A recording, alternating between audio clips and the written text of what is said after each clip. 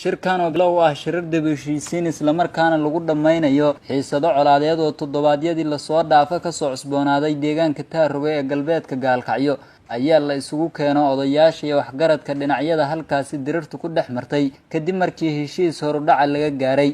kulankan oo bilow oo ahaa dib-u-heshiisiinta ayaa waxaa ka qayb galay xildhibaano ka tirsan labada gole ee baarlamaanka dawladda federaalka Soomaaliya, xildhibaanada galmudug ku metela gobolka mudug, maamulka gobolka kan degmada Dagalki, siyaasiyiin, odayaal iyo waxgaradka labada dhinac.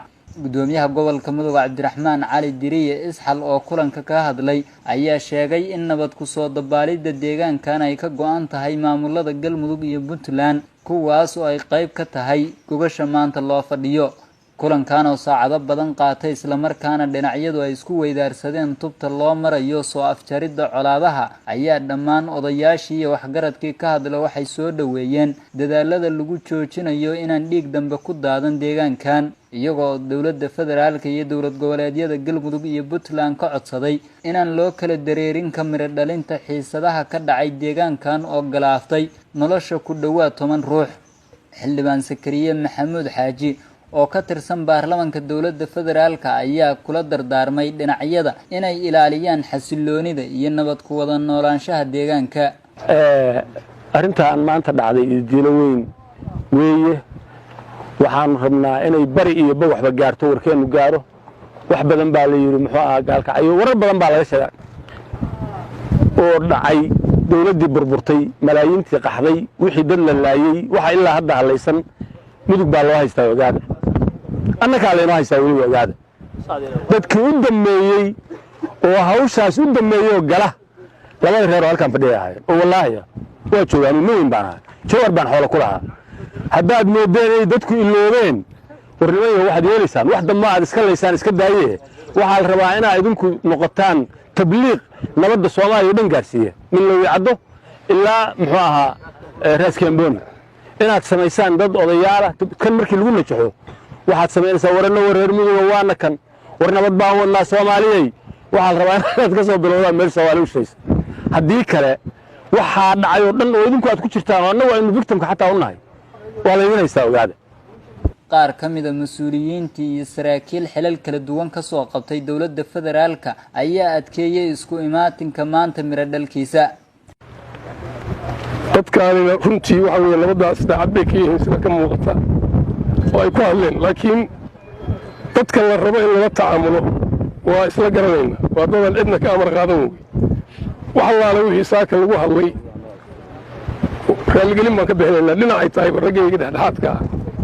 intaa waxaan ku daraynaa dhallinyarada xabad joojinta lagu baaqnay warshada ma laha hubka ay ku samaystaan, maqaarra ay raashin ka rartaanna ma laha, maalin dagaal ma wadi karaan haddaan lala wadin.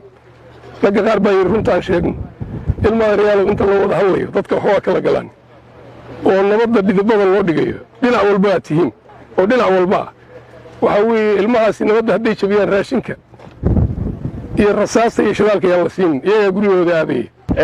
baaqii xabad joojin bay shalay ahayd daraad, maantana waxay tahay nabad baahin. mar labaad iyo mar saddexaad waxaan kaloo bogaadinayaa maantay odayaashii labada beelood ama labada jambi oo isku yimid oo ajandihii maantayto si fiican ugu heshiiyey, si fiican iskugu afkartay, walaalnimo muujiyey, la kaftamay, wixii dhacay laga qoomameeyey. warmays caymina waa la sheegay oo waxa weeye horseed ma noqonaa, horeybana waa u sheegnay, haddana waa ku celinaynaa. gobolkaani asaga ayaa fidnada xorriyadda asaga ka shaqaynayay, dadka xorriyadda keenay qayb bay ka ahaayeen. ma wada sheeganayno amaalka iyo xorriyadda sidii loo keenay qayb bay ka ahaayeen. fidnada Soomaaliya dhacday halkaa laga abaabulay, mudug baa laga abaabulay. war hadda waxaan yeelaynaa colaadaan ka guuraynaa, nabad baan qaadanaynaa. war nabad baan qaadanaynaa, war gobolkan waa in la qaataa nabadda. war ma qaadanaa ilaahay hortiisa, war ma qaadanaa. senator Cabdi Xasan Cawaale qaybdiid oo gunaanadkii kulanka ka hadlay ayaa sheegay inay ballan qaadayaan sii wadidda ka gungaarista dhammaystirka xiisadaha colaadeed ee gobolkaani ku soo laalaabtay. meel kale yaan siyaasiyiinta nala ka raadin, haddii meelana la ka raadinaya gacna la togtogahayay maanta annagaa nabadii hormoodka nabadii annagaa hormoodka ma rabno wiil dambe inuu ku dhinto dagaal iyo xabad iyo wax maalayacni ah bal reer mudugow haddaad adinku isdishaan soomaalina idin disho aad u arkaysaan idiin ciil qabto oo idiin arkaysa inaad dawladdii soomaaliya duminay oo wax walba oo nabada gaarila annagu aan diidnay oo gaaladii u joogi lahayd aan ka erinay oo dhinac walba aan ka marnay haddii marka coronavirusna ay dhinac idinka disho maxaa idinka hari doona